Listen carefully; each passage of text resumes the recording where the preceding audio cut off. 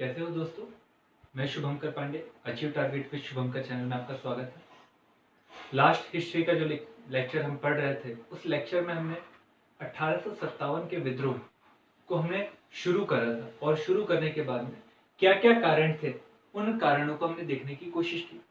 जिसमें हमने पहला कारण देखा था कि अंग्रेजों की जो नीतियां रही, जो साम्राज्य विस्तारवादी नीतियां रही, वो साम्राज्यवाद विस्तार वाली नीतियां जिस प्रकार से सहायक संधि या फिर हड़प नीति, इसके माध्यम से जो साम्राज्य विस्तार किया गया, ये कहीं ना कहीं भारतीय राजाओं के असंतोष का कारण बना, उनके द्वारा विद्रोह किया गया। फिर हमने दूसरा देखा कई सारे कारणों में, तो हमने देखा कि भी उनके द्वारा विद्रोह किए जाने के कई और भी कारण थे। तो हमने देखा कि प्रशासनिक कारण, उनके द्वारा जो प्रशासनिक नीतियां थी, वे प्रशासनिक नीतियां ने कहीं ना कहीं भारतीयों को असंतुष्ट किया। उनके द्वारा जो सैनिकों को लगातार धर्म के आधार पर ताबीज नहीं बांधना, हाथ में कड़ा नहीं बांधना, इसके आधार पर उनको कहीं ना कहीं प्रताड़ित किया जाता था, जो कहीं ना कहीं असंतुष्टि का कारण बना। उनके द्वारा जो सामाजिक धार्मिक सुधार आंदोलन किए गए, वो सामाजिक धार्मिक सुधार के द्वारा भी कहीं ना कहीं भारतीय अपने आप को कहीं ना कहीं वंचित, कहीं ना कहीं शोषित समझने लगे।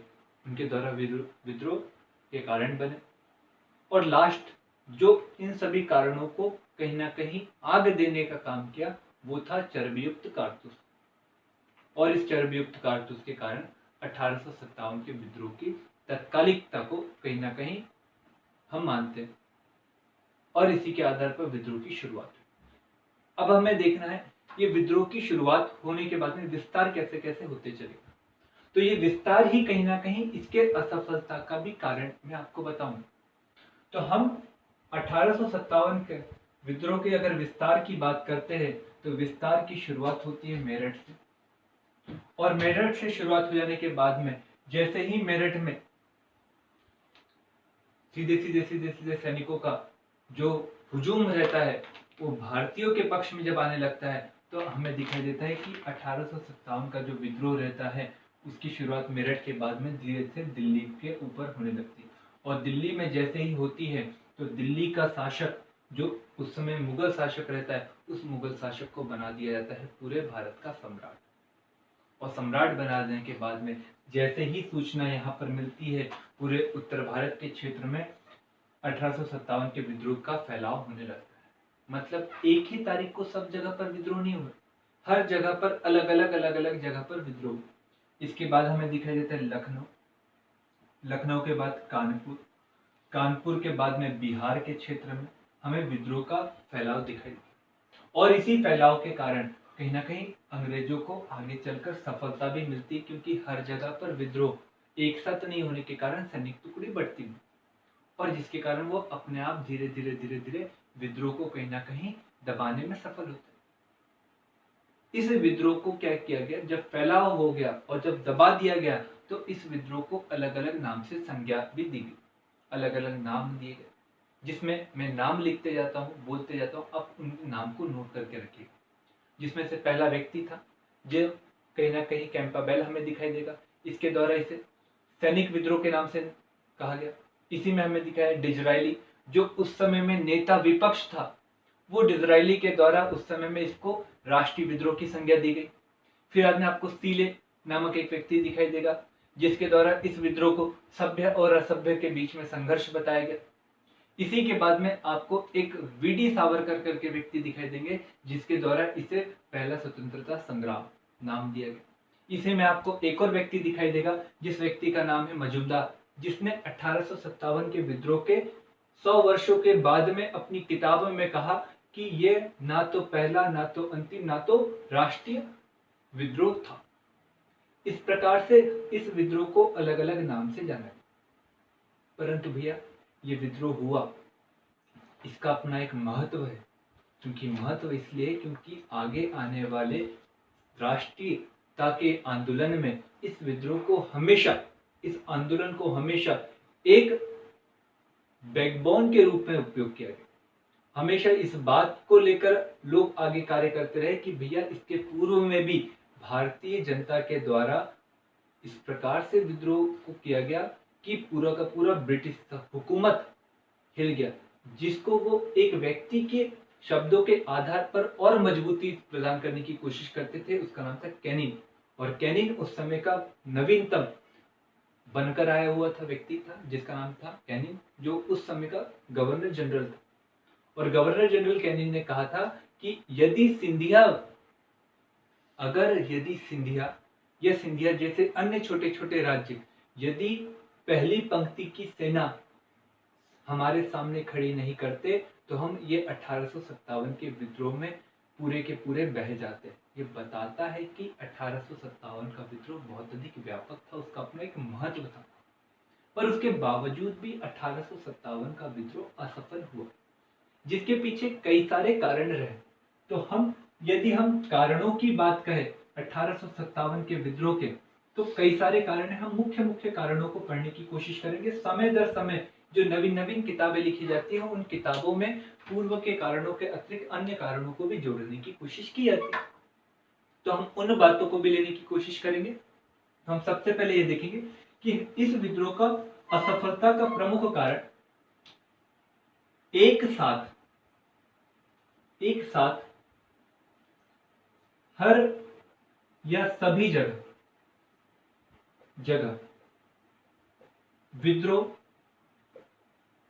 नहीं होना।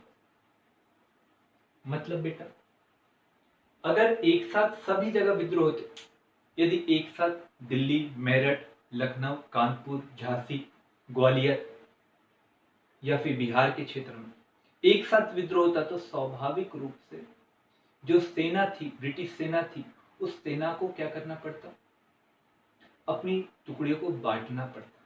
और जब बांटना पड़ता तो कहीं ना कहीं जो शक्ति थी, सैन्य शक्ति ब्रिटिशों की, वो टूटती। जब टूटती तो स्वाभाविक रूप से विद्रोह सफल होता। पर क्या हुआ, हर जगह पर एक के बाद एक विद्रोह। अप्रैल में दिखाई देगा आपको मंगल पांडे के द्वारा विद्रोह किया गया, उसके बाद में मेरठ में दिखाई देगा, फिर दिल्ली में दिखाई देगा, फिर कानपुर, लखनऊ, फिर झांसी, फिर ग्वालियर, फिर बिहार। हर जगह एक के बाद एक विद्रोह हो रहे, मतलब जहां विद्रोही जा रहे हैं वहां पर पूरी की पूरी सेना जा रही है। जब पूरी की पूरी सेना जा रही है तो सेना बट रही है क्या? नहीं बट रही। जब सेना बट ही नहीं रही है तो शक्ति बनी पड़ी है, और शक्ति जब बनी पड़ी है तो मतलब विद्रोह को कुचलना क्या हुआ? आसान। दूसरा अगर हम कारण देखें विद्रोह की असफलता का, तो भैया परंपरागत सैन्य हथियार वर्सेस आधुनिक सैन्य हथियार का ये युद्ध था। भारतीय जो विद्रोही थे वो परंपरागत सैन्य हथियारों का प्रयोग कर रहे थे। वो करछी, ढाला, भाला इनका उपयोग कर रहे थे, जबकि जो अंग्रेज सैनिक थे वे तोपों का, गन्स का उपयोग कर रहे थे, जिनकी मारक क्षमता भाले की तुलना में ज्यादा थी, जिनको क्षति पहुंचाने की क्षमता भाले की तुलना में ज्यादा थी, तलवार की तुलना में ज्यादा थी, जो कहीं ना कहीं उनको विद्रोह में पछाड़ रही थी। ये कारण है। फिर एक और कारण, यदि हम देखें सभी भारतीयों का समर्थन नहीं मिला। अब सभी भारतीयों का समर्थन नहीं मिला, अगर मैं कहूं कि मुट्ठी भर अंग्रेज थे जिन्होंने पूरे भारत पे शासन किया। जिस समय में भारत आजाद हुआ तो उस समय में 40,000 अंग्रेज यहाँ पर थे, जो 33 करोड़ जनसंख्या पर शासन कर रहे थे। तो मतलब 1857 के करीब करीब अगर हम जनसंख्या को एक अनुमान के रूप में भी माने तो भैया लगभग अगर वो कहे तो 17 करोड़ जनसंख्या के ऊपर मुट्ठी भर अंग्रेजों के द्वारा शासन किया जा रहा था। तो मतलब जो सैनिक लोग थे उसके बड़े पोस्ट पर भले ही अंग्रेज थे, परंतु अन्य जो नीचे के पैदल सैनिक थे उस पर तो भारतीय थे। जब भारतीय ही भारतीय के विद्रोह को दबा रहा है तो मतलब सब भारतीयों का इस विद्रोह पर समर्थन था क्या? नहीं था। दूसरा, ये जो विद्रोह दिखाई देगा आपको, ये विद्रोह केवल उत्तर भारत के क्षेत्र में और उत्तर पश्चिम में और उत्तर पूर्व के क्षेत्र में दिखाई देगा। दक्षिण के क्षेत्र में इस विद्रोह की हमें सुगबुगाहट भी नहीं दिखाई देगी। तो मतलब ये विद्रोह पूरे अखंड भारत में फैल पाए क्या? तो सभी भारतीय इसमें शामिल हुए क्या? नहीं हुए इस हिसाब से। दूसरा, जो बुद्धिजीवी भारतीय था, जो आधुनिक शिक्षा को ग्रहण करे हुए था, उसका मानना था कि भैया ये जो विद्रोही लोग हैं ये रूढ़िवादी है, अगर ये व्यक्ति सफल हो जाएंगे तो स्वाभाविक रूप से रूढ़िवादिता समाज में फिर से आ जाएंगी, जिसके खिलाफ शिक्षित भारतीय लड़ रहे थे। तो उन्होंने भी विद्रोह को समर्थन दिया क्या? उन्होंने भी नहीं दिया। तो इस प्रकार से सभी भारतीयों का समर्थन इस विद्रोह को था ही नहीं। यह हमें समझना है। इसके बाद में अगर हम देखें और कारणों की बात करें तो हम ये देखेंगे सैनिकों की आपूर्ति। सैनिकों की आपूर्ति मतलब ये विश्व घटना। विश्व में 1857 से पहले 1856 हुआ बेटा। 1856 विश्व में बहुत महत्वपूर्ण वर्ष है। महत्वपूर्ण वर्ष क्यों है? क्योंकि इसी से आपको फर्स्ट वर्ल्ड वॉर की पृष्ठभूमि की शुरुआत दिखाई देगी। क्रीमिया युद्ध, ये क्रीमिया युद्ध हुआ था धार्मिक प्रताड़ना के खिलाफ। इसमें एक देश था रूस और एक देश था तुर्की, और इस युद्ध में शामिल हुआ था ब्रिटेन, और ब्रिटेन की तरफ से भारतीय सेना इसमें गई थी जो बड़ी तादाद में थी। और इस युद्ध में जीत हुई ब्रिटेन के पक्ष की, और ब्रिटेन के पक्ष की जब जीत हुई तो वो सैनिक उसी समय में बड़ी मात्रा में वहीं पर ठहरे हुए थे और वो वापस भारत आने की कोशिश कर रहे थे। तो जब भारत आने की वो कोशिश कर रहे थे, इसी समय में 1857 का विद्रोह हुआ, और 1857 के विद्रोह को दबाने के लिए एक भरपूर मात्रा में सैनिकों की लगातार निश्चित आपूर्ति होते रही, जिसने भी क्या किया, 1857 के विद्रोह को क्या किया, असफल किया। फिर अगर हम कहें संचार और सेवा, संचार और रेलवे, इसने भी 1857 के विद्रोह को दबाने में महत्वपूर्ण भूमिका निभाई। और इसके कारण लगातार एक क्षेत्र से दूसरे क्षेत्र तक की जब सूचना लगातार पहुंचने लगी, तो उसके कारण कहीं ना कहीं पहुंचने से पहले ही, विद्रोहियों के पहुंचने से पहले ही सैन्य दल संगठित होकर, सतर्क होकर बैठा रहा, जिसके कारण विद्रोह क्या हुआ, दब पाया। तो ये सब कारण थे विद्रोहियों के द्वारा जो विद्रोह किया गया उसके असफल होने के। अब इन कारणों के बाद में कुछ प्रभाव पड़ा, और ये प्रभाव बहुत व्यापक रहे, और यही प्रभाव आगे चलकर कभी कभार ये आता है कि भारत विभाजित क्यों हुआ। तो भारत विभाजित होने का कारण लोग सीधे सीधे मार्लियामेंटो एक्ट, या फिर गांधी के द्वारा लखनऊ समझौता, या गांधी के द्वारा सविनय अवज्ञा आंदोलन के साथ में खिलाफत आंदोलन को शुरू करना, वहीं से शुरू करते हैं। परंतु अगर मैं सीधे सीधे कहूं कि भारत में सांप्रदायिकता की बू अगर शुरू हुई तो 1857 के विद्रोह के पहले बाद, क्योंकि 1857 के जो पहले हुए विद्रोह वो कभी धार्मिक आधार पर बटे नहीं। आप पहाड़िया विद्रोह देखेंगे तो नेता लोग मुसलमान थे और जो अन्य साथी लोग थे वो हिंदू थे, मतलब दोनों में समन्वय था। आप सांथाल विद्रोह देखोगे तो आपको दिखाई देगा। परंतु 1857 के बाद में अंग्रेज सतर्क हुए और उनके द्वारा नीतियों में परिवर्तन किया गया। क्या नीतियों में परिवर्तन किया गया? तो 1857 के बाद के जो प्रभाव रहे वो प्रभाव का आप ध्यान में रखो। तो क्या किया उन्होंने? सबसे पहले जो सैन्य संगठन था उस सैन्य संगठन को बदल दिया। सैन्य संगठन बदला। पहले अंग्रेजों की जो पहले था, अंग्रेजों की संख्या कम थी, अब बढ़ा दी उन्होंने। पहले 5:1 तो अब 5:2 क्या कर दिया?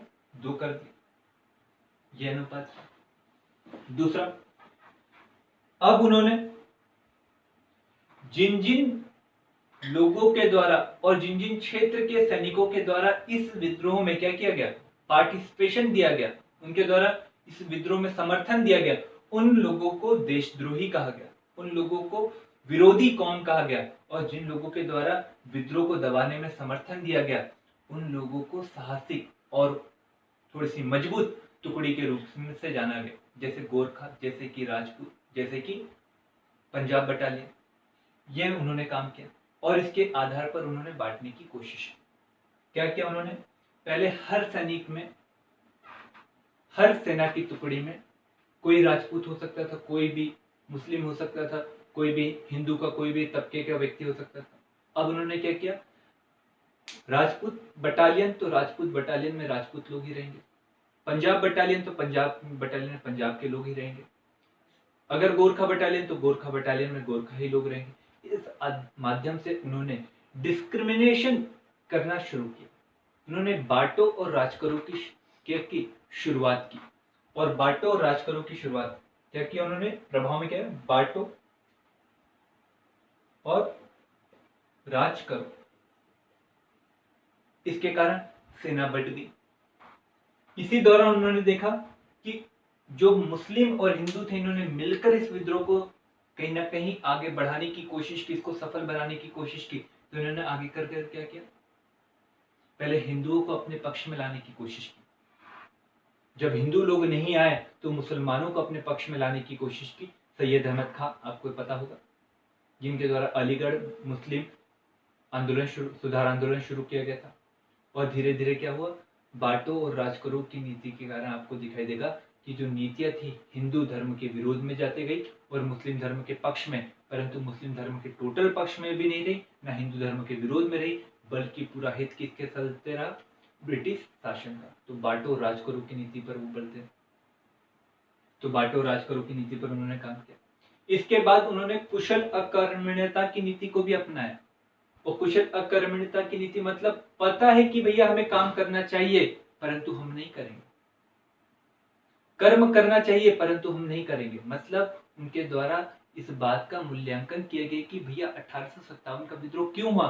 तो उसमें से एक कारण निकल कर आया था कि भारतीयों की अधिक सामाजिक नीतियों में हस्तक्षेप के कारण भारतीय दुखी हुए और उनके द्वारा विद्रोह किया गया। तो उन्होंने जो पूर्व में सामाजिक सुधार आंदोलन जैसे सती प्रथा, दास प्रथा की समाप्ति, उनके द्वारा विधवा पुनर्विवाह अधिनियम, ये सब जो लाए गए थे, उन्होंने इस प्रकार के उपयोगितावादी कार्य करना बंद कर दिया। तो कुशल अकर्मण्यता का आपको प्रभाव दिखाई देगा। परंतु इसके बाद में हमें प्रभाव की अगर बात करें तो आगे आने वाले जितने भी आंदोलन हैं, चाहे तिलक के द्वारा चलाया गया आंदोलन, चाहे कांग्रेस के द्वारा किए गए कार्य, चाहे गांधी के द्वारा किया गया कार्य, चाहे अन्य भगत सिंह जैसे कई क्रांतिकारियों, वीर क्रांतिकारियों के द्वारा किए गए कार्य, उनके लिए 1857 का विद्रोह हमेशा एक बैकबोन की तरह रहा। वो हमेशा एक ऊर्जा और एक चेतना का कार्य करते रहा, वो हमेशा उपदेश देते रहा। ये भी प्रभाव पड़ा 1857 के विद्रोह का। और इस 1857 के विद्रोह के कारण हमें कई सारे परिवर्तन आगे दिखाई देंगे। राष्ट्रवाद बहुत पनपता हुआ दिखाई देगा। इस प्रकार से 1857 का विद्रोह हमारा होता है समाप्त। और 1857 के विद्रोह के समाप्त होने के साथ में आगे के लेक्चरों में हम भारत में राष्ट्रवाद को पढ़ेंगे। भारत में राष्ट्रवाद अब पनप रहा है। हम 1885 को लेकर चलेंगे और 1885 से लेकर धो कर बातों ही बातों में हम बहुत सारी बातों को कंप्लीट करने की कोशिश करेंगे। एक के साथ एक सन चलते रहेंगे। एक के साथ भारत की घटना, विश्व की घटना, बहुत सारी घटना कहीं ना कहीं एक दूसरे से लिंक होते रहेंगी। तो आज का प्रश्न आप सुन लीजिए। पहला प्रश्न, डिज़रायली ने 1857 के विद्रोह को किस नाम से बोला? दूसरा प्रश्न, वीर सावरकर के द्वारा 1857 की क्या संज्ञा दी गई? अगला प्रश्न, 1857 के विद्रोह के असफल होने के प्रमुख कारण क्या है? ये जो पॉइंट मैं लिखता हूं, इन्हीं पॉइंटों को आप कमेंट बॉक्स में लिख सकते हो। यदि आपको वीडियो अच्छे लग रहे हो तो उसे लाइक करिए, चैनल को सब्सक्राइब करिए और बेल आइकन दबाइए और शेयर भी करिए ताकि उन लोगों तक के वीडियो पहुंचे जो कोविड-19 जैसे महामारी के कारण अपनी पढ़ाई को बाधित कर बैठे। Thank you.